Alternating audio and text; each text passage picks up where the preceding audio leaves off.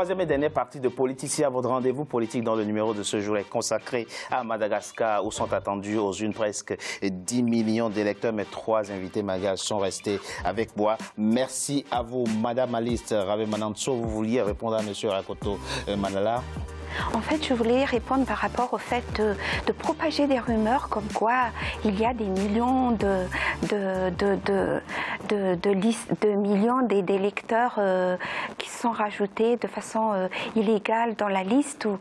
C'est des rumeurs qui vont aller dans le sens où à la fin, les gens ne vont pas accepter les résultats des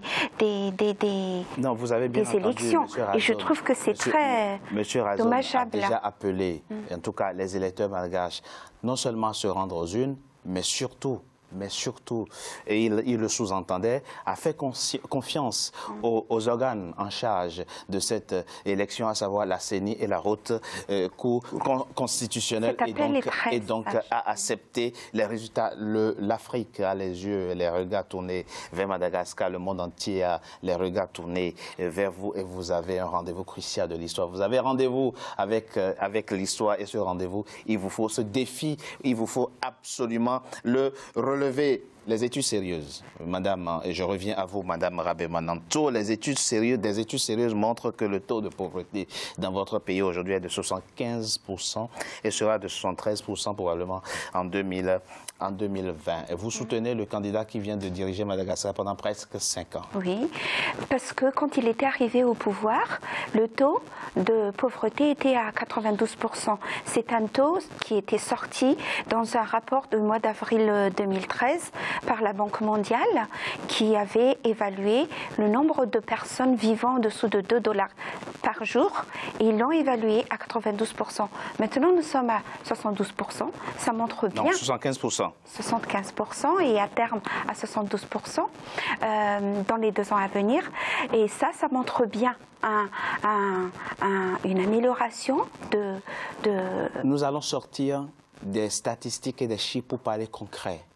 30 octobre 2018, le Programme alimentaire mondial annonce que dans votre pays, Madagascar, 1 300 000 malgaches sont actuellement en situation d'insécurité alimentaire.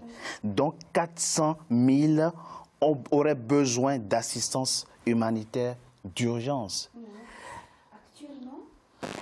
Donc, comme je vous ai dit, on peut pas. Si on fait des statistiques, c'est qu'elles ont quand même une raison d'être, hein, et il faut les croire aussi quand même. Donc, quand on a dit que on était allé de 92 à 73, c'est qu'il y a eu une réduction réelle du taux de pauvreté. C'est-à-dire, il y a des gens qui sont passés au-dessus des $2 par jour. Mais pour la pauvreté, c'est un travail de très longue haleine, parce qu'il faut savoir que 80% de la population malgache est une population d'agriculteurs. Et c'est là que ça justifie qu'on soit pauvre? Non, c'est là justement que le président a fait beaucoup d'efforts pour augmenter le revenu, le revenu de ces agriculteurs.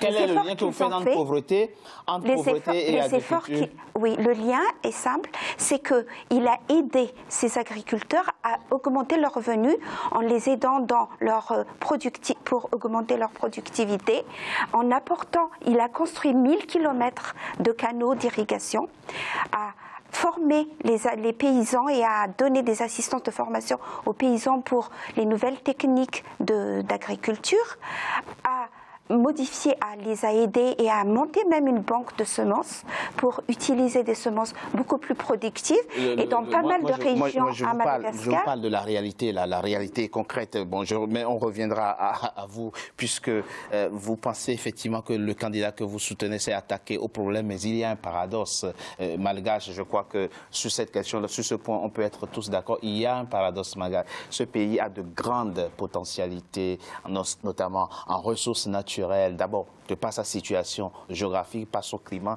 6000 km de côte, par la richesse de la faune et de la flore, mais aussi par le savoir-faire malgache, par les ressources humaines, les compétences.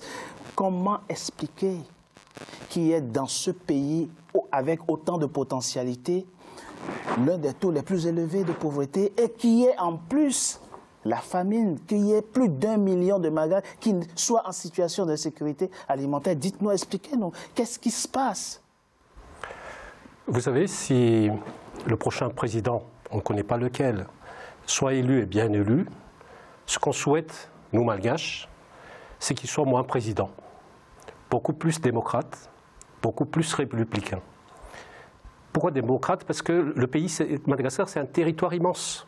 Et il faut partager la richesse. Il faut la créer, mais la partager.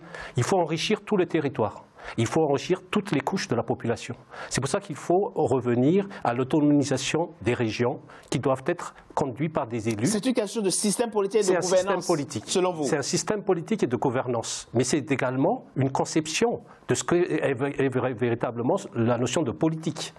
Comment créer un nouveau Madagascar qui soit avec des équilibres, avec, on va dire, répartition équitable de la richesse? Ça commence par le haut.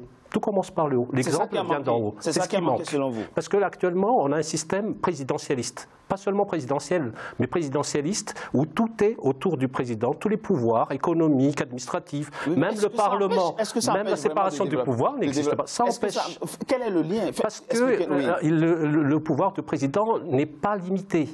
Or, ce qu'on demande, je continue sur, c'est que ce soit un président qui soit qui va désenclaver, en fait, qui va réduire le fossé en Madagascar. Il n'y a pas seulement de désenclavement géographique parce que les routes ne sont pas terminées, qu'il n'y a pas de route, mais il y a un désenclavement parce qu'il y a des zones rouges où on ne peut pas y aller parce qu'il y a l'insécurité. Il y a des zones, comme vous l'avez dit tout à l'heure, que j'ai déjà cité, il y a la famine, l'insécurité alimentaire qui s'installe actuellement dans le sud, mais même dans les capitales, dans les zones urbaines, à partir de 18h, 19h, c'est une ville morte parce qu'il y a un fossé entre les nantis et la population. Or, ce sont des gens, c'est la richesse de Madagascar, c'est les individus, les hommes et les femmes qui travaillent tout le temps. Il y a une fragmentation de la société malgache, d'un côté, un côté, un groupe de privilégiés. Républicain, ça veut dire la res publica, la chose publique doivent être accessibles à tout le monde. La gestion des richesses de Madagascar doit être transparente. Pourquoi on gère nos richesses minières dans une économie souterraine?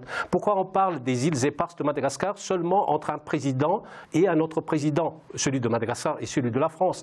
Pourquoi on ne donne pas la responsabilité à toutes les institutions de mettre en place un gouvernement économique qui, cette fois-ci, va prendre en charge et les besoins, mais également les souhaits de toute la population. Sans doute, M. Rakotoma, là, sans doute avons-nous besoin d'économistes et d'agronomes autour de cet art pour comprendre le paradoxe, en tout cas, outre ce que vient de dire M. Radzone et Mme Rabé-Manantsou.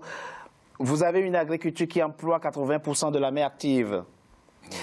Et l'agriculture ne contribue qu'à raison de 26,5% au PIB. Vous avez un pays qui a été en 2016 premier pays producteur de la vanille, 3 millions de tonnes.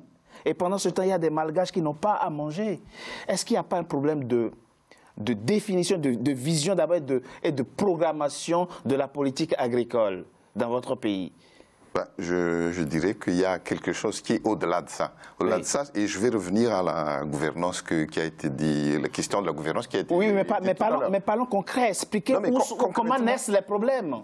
Non, mais justement, concrètement, c'est là que naissent les problèmes. Le problème, c'est que chaque régime qui se sont succédés à Madagascar ont à chaque fois renforcé ce système de présidentialisation et la constitution d'un groupe autour de ce système présidentiel. Mais il y a des pays qui ont adopté le régime présidentiel et qui se développent. Non, mais le cas à Madagascar, c'est que il y a un mélange entre l'économique et le politique très profond. Donc, les leviers économiques, le pouvoir économique est détenu par une minorité à la tête de l'État. Et toute la richesse malgache dont vous avez cité tout à l'heure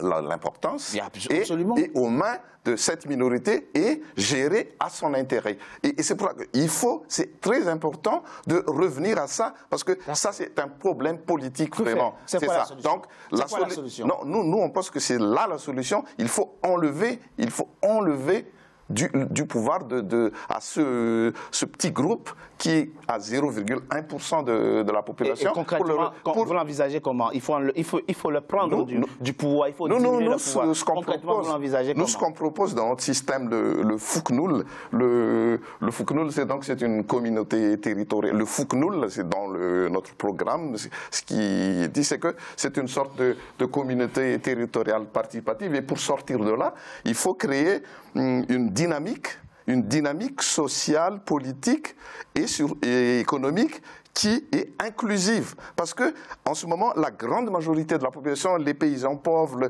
les intellectuels, il y a des intellectuels très pauvres, des intellectuels pauvres à Madagascar, et c'est ça le paradoxe. C'est parce qu'il manque à Madagascar, vous regorgez effectivement de compétences et de savoir-faire à exploiter. La déperdition des énergies de la population malgache n'est pas... Parce que en Madagascar, il n'y a pas de perspective. Pour un étudiant, pour un chômeur, je ne parle plus. Donc, il n'y a pas de perspective. Donc, il faut changer cette gouvernance et il faut établir une sorte de dynamique politique inclusive. Qui libère les énergies et qui libère les énergies des gens. Et c'est ce qu'on appelle le FUCNUL, qui est il faut se baser sur cette organisation citoyenne qui est traditionnelle que le FUCNUL et reconstruire une nouvelle constitution là-dessus. Donc la première des mesures qu'il faut prendre, pour nous c'est une mesure politique de gouvernance, c'est changer la constitution et faire ce grand, comment on dirait, ce grand forum national qui fera parler tous les gens. Il faut commencer par là. Toutes les forces vives. Et les forces vives, il faut commencer par là. Il faut commencer par une véritable refondation, proposez-vous, à la fois de la vie politique, économique. Citoyenne. Et citoyenne, dites-vous. Vous avez été pendant 5 ans au pouvoir. Bon, les problèmes restent ce qu'ils sont. Les difficultés sont à quel niveau, madame? Si on veut faire à la fois le diagnostic et l'analyse des problèmes, est-ce que, confronté à l'exercice du pouvoir, vous avez rencontré des difficultés, en tout cas votre président a rencontré des difficultés qu'il ne s'imaginait pas avant de prendre le pouvoir? Ce qu'ont proposé mes compatriotes, en fait, c'est, moi je dirais, ça relève presque d'un discours rhétorique, c'est-à-dire que tout le monde est d'accord qu'un président ne doit pas concentrer à lui tout seul le pouvoir et essayer de décentraliser, ok, mais le président candidat que je soutiens, lui, il a mis réellement une nouvelle politique agricole, partant du constat que, pour répondre à votre question, pourquoi 80% de la population est toujours pauvre, des agriculteurs sont pauvres, c'est parce qu'ils ont appliqué toujours jusqu'ici une agriculture vivrière, c'est-à-dire ils produisaient plus. Revenons à la source du problème tel qu'ils l'ont évoqué. Concentration du pouvoir politique et du pouvoir économique dans les mains d'une petite minorité à la tête de l'État. Ce n'est pas que ça le problème. Le problème, c'est appliquer une nouvelle politique agricole pour que l'agriculteur ait son revenu qui augmente. Est-ce que, justement, cette minorité à la tête de l'État qui concentre tous les pouvoirs, y compris le pouvoir économique, est-ce que cette minorité se soucie vraiment de la grande majorité des Malgaches? C'est ça la question. Le président, à lui tout seul, il a réfléchi à essayer d'augmenter les revenus de ces agriculteurs qui représentent 80% de la population. Et il a mis en place une politique agricole qui les aide à avoir une productivité qui s'est multipliée. Dans certaines régions, par exemple, ils ont eu la productivité de riz, les riziculteurs, qui a été augmentée par 3 ou par 5. Donc, leurs revenus ont été augmentés d'un multiplicateur de 3 à 5. Donc, si cette politique, parce qu'actuellement, elle est focalisée sur certaines régions, mais à terme, ce sera sur toute l'île. Et on ne reparlera plus de... Votre candidat n'avait pas réussi à le faire en 5 ans de gouvernance. En 5 ans, on ne peut pas tout couvrir. On ne peut pas tout couvrir très rapidement. Philippe, je vous laisse le mot de la fin. Vous l'avez déploré au début de votre émission, que votre candidat ne fait pas partie des favoris. Et c'est vrai. Alors, je vous laisse quand même le mot de la fin, très rapidement. Nos souhaits, c'est que tout se passe bien pour les élections à Madagascar, mais que l'avenir de Madagascar soit également un avenir stable. Et ce qui se passe, en fait, c'est que, s'il faut le nommer, le système actuel, c'est une oligarchie plutocratique qui est en train de mener le pays depuis avec ce régime présidentiel continué par plusieurs candidats présidents ou présidents élus.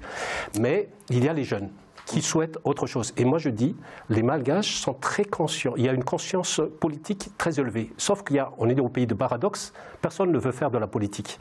Donc moi, mon appel, c'est peut-être le mot de la fin, c'est d'appeler tous les citoyens qui se sont responsables de l'avenir de Madagascar, de prendre en main la politique, parce que c'est la politique qui prend en otage l'économique. C'est la fin, mesdames et messieurs, de Politicien, votre rendez-vous politique. Je vous remercie d'avoir été nombreux à suivre. Restez toujours fidèles au programme d'Africa 24. À très bientôt pour un nouveau numéro de Politicien. Merci. Merci. Oui.